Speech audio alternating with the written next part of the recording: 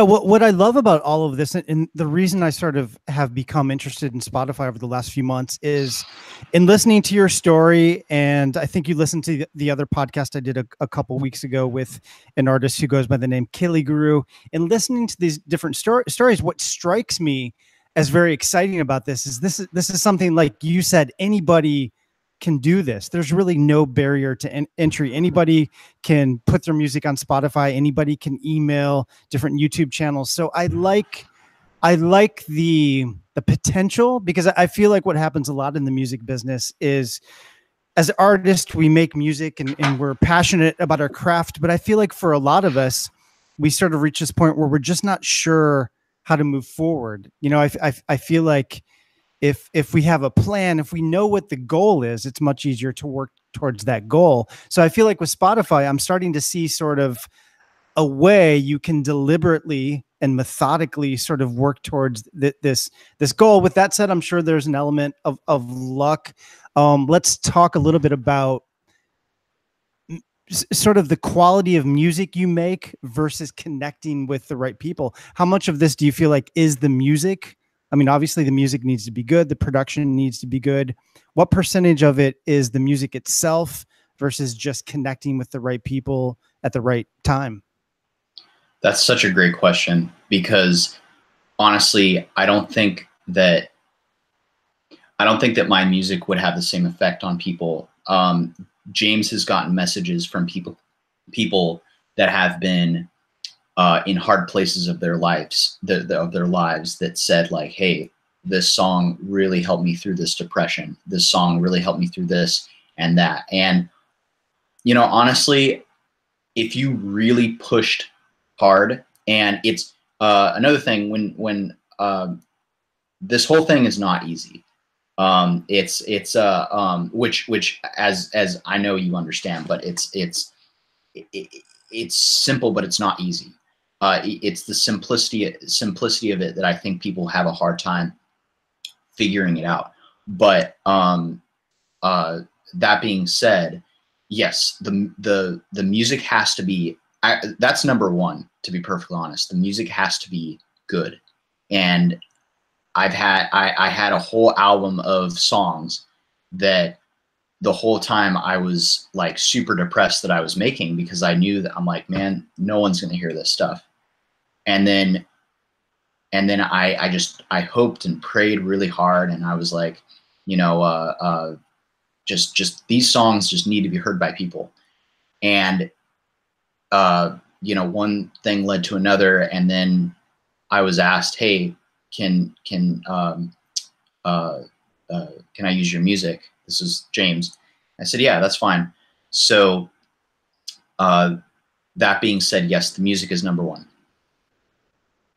Yeah, that makes sense. I want to clarify one thing for people listening to this. So James, who you keep referring to, releases music under the name Thompson. Is that correct? Yeah, it's his last name. Yeah. Okay. So he releases music under the name Thompson. You've produced this music. This is the project that has gotten, is it 13 million Spotify streams? 16.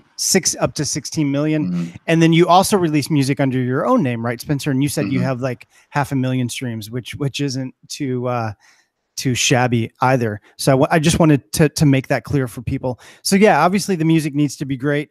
Let's get into, if we can, some tactical things in terms of strategies for releasing music.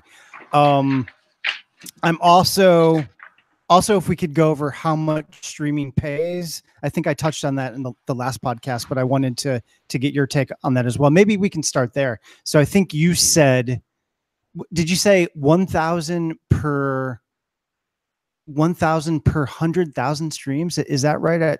I think I recall you saying something along those lines. I was listening to your podcast with Kili Guru last night, and honestly, he hit it right on the head. It's about I mean, he's in Sweden.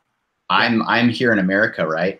And so listening to that, where he's like, yeah, about 4,000 per, like, I don't even remember what he said. It's right around about $4,000 to $4,000 to $5,000. For my own, where I am in my region of Los Angeles, California.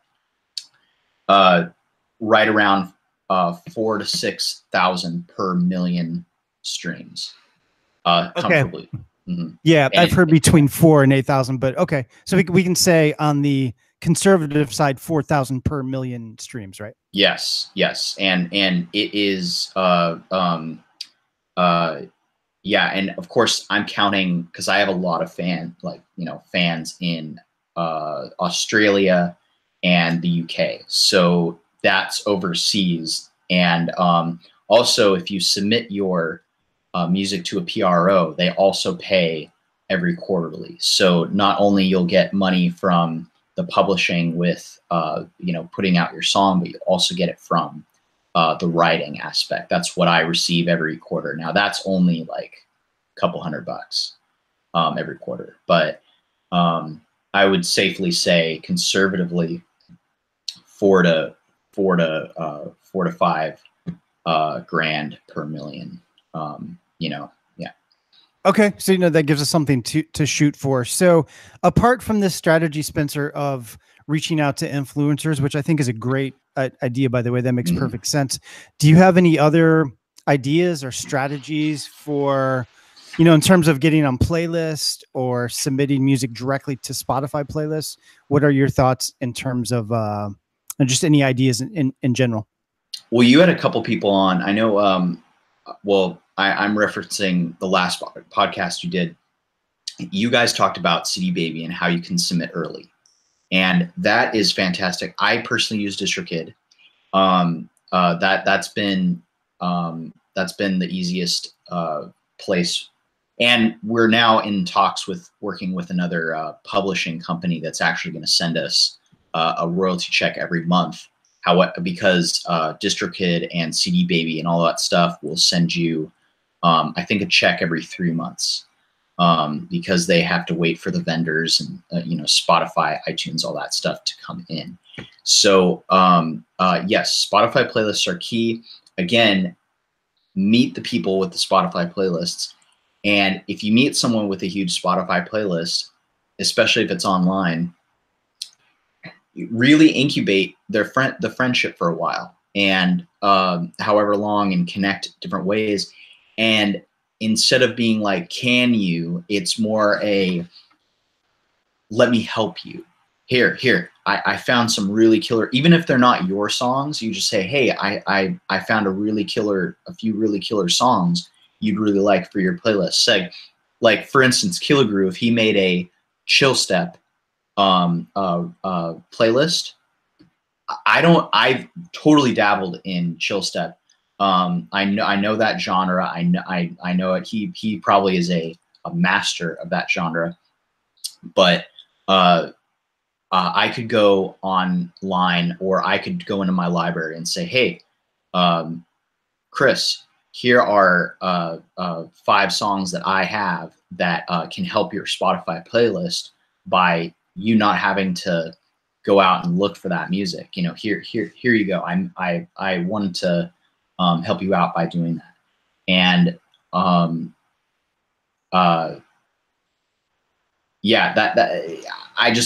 you got to take a mentality of helping that person and saying, hey, I'll make your job easy. Here's all these 5 songs, whatever. And whatever they need, I call it the Gary Gray approach, by asking what do they need or want, Yeah, no, this is a theme that comes up a lot in the context of licensing as well. I mean, it's the same.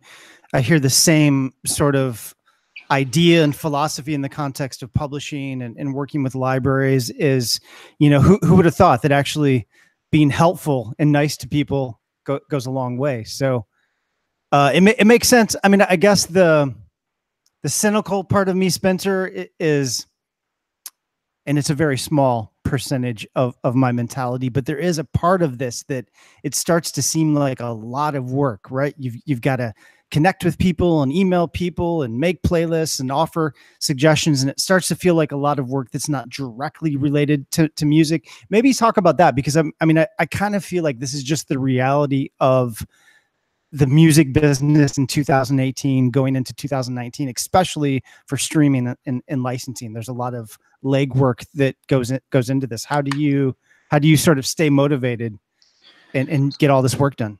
So yeah, even with I guess with my success, there are days when I wake up and I say, how am I going to make money today?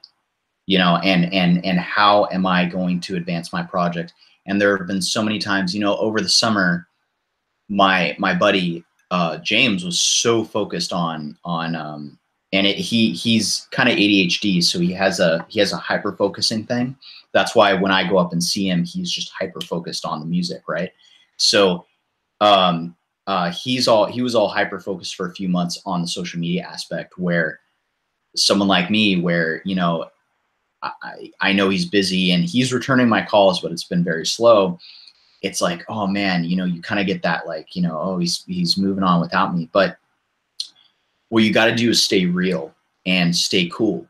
You know, he's worked with probably 4 or 5 other just friend producers that have like given him some music, and he's, you know, gotten pretty famous and stuff, but or gotten some plays. And he doesn't really associate with any of them because they've all, I kind of say, gone crazy mode, where it's a, hey, like, what about me? What about me?